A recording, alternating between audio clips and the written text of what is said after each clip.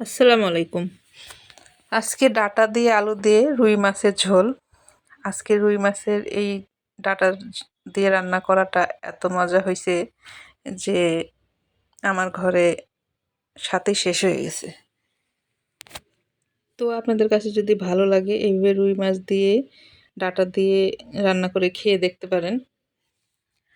মাশাআল্লাহ, তরকারিটা এত মজা হয়েছে যে ডাঁটাটা খুব ভালো ছিল। ডাঁটাটা একদম মোমের মতো গলে গেছে। এভাবে যারা যারা পছন্দ করেন তারা রান্না করে খেয়ে দেখতে পারেন।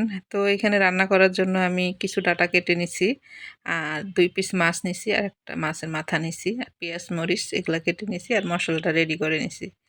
আর মাছগুলাকে আমি ভেজে নিচ্ছি, একটু লাল লাল করে ভেজে নেব। এখানে ভাজার জন্য আমি কড়াই তাওয়ার মধ্যে দিছি মাছগুলা।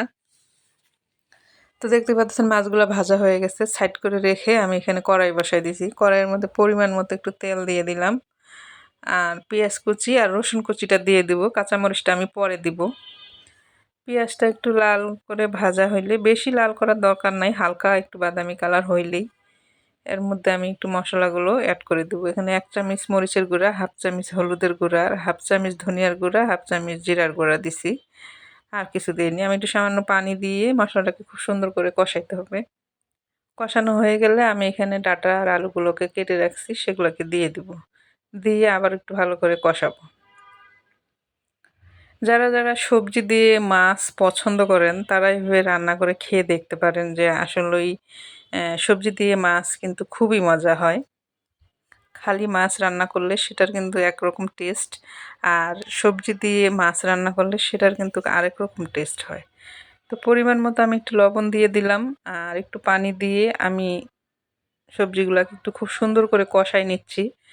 আসলে যে কোনো তরকারি কষানোর কাছেই কিন্তু তরকারি টেস্ট হয়। তো একটু ভালো করে কষাইতে হবে। আমি ঢাকনা একটু করে ঢেকে দিয়ে দিয়ে কষাচ্ছি।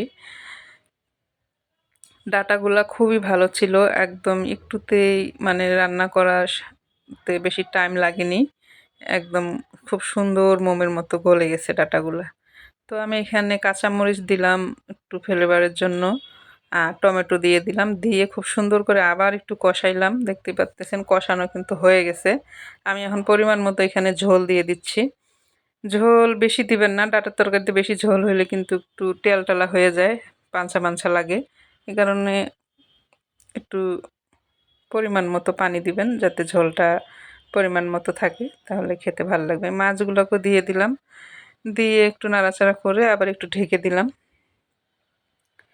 ঢেকে দিয়ে ঢাকনা খুলে উঠে দেখতেছেন তরকারি কিন্তু হয়ে গেছে।